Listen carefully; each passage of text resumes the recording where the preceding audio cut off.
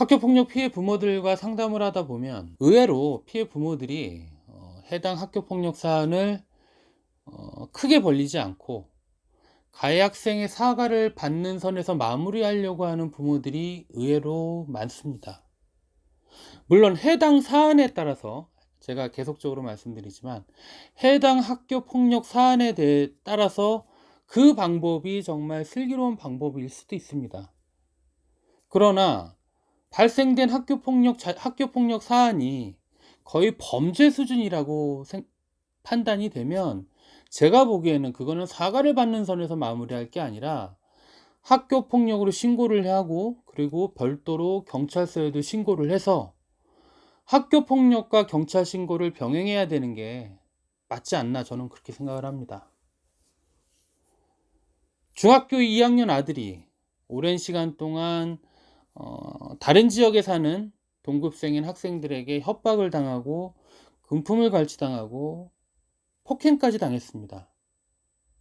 그 사실을 나중에 알게 된 피해 학생의 부모들은 당연히 저는 학교폭력으로 신고하고 경찰에까지 신고를 할 거라고 생각을 했는데 놀라운 결정을 내립니다.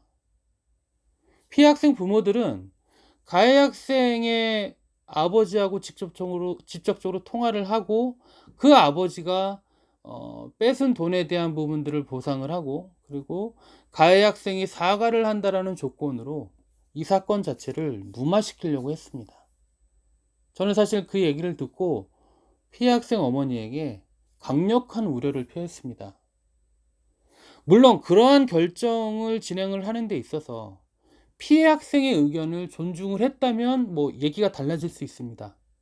그러나 피해 학생의 부모들은 피해 자녀인 자신들의 자녀의 의견을 존중하지도 않고 임의로 부모들 맘대로 그렇게 결정을 하고 그 사건을 그렇게 무마를 시켜버렸습니다. 제가 우려하는 것은 피해 자녀의 입장에서는 자신이 오랜 시간 동안 그 아이한테 협박을 당하고 공포심을 갖고 그리고 폭행까지 당했는데 자신의 상처가 극복이 되지도 않고 치유가 되지 않은 상황에서 부모가 함부로 가해 학생과 합의를 해서 무마를 하게 된다라고 봤었을 때 피해 자녀는 부모에 대한 신뢰감을 잃을 가능성이 높습니다. 그리고 오히려 자신을 지켜줄 줄 알았던 부모가 자신의 상처를 외면했다라고 판단이 되면 오히려 그러한 불신들이 사회에 대한 혐오와 그리고 사람에 대한 혐오로 표출될 수 있습니다. 학교폭력 피해 부모들에게 제가 말씀을 드립니다.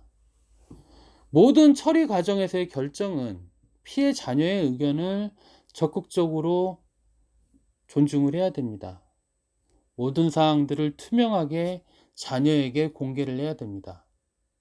부모라는 이유만으로 부모가 마음대로 결정을 하게 되면 오히려 그 상처는 극복하는 데 오랜 시간이 걸릴 수도 있고 결론적으로는 분노의 대상이 가해 학생이 아니라 부모가 될 수 있다는 것을 잊지 마시기 바랍니다.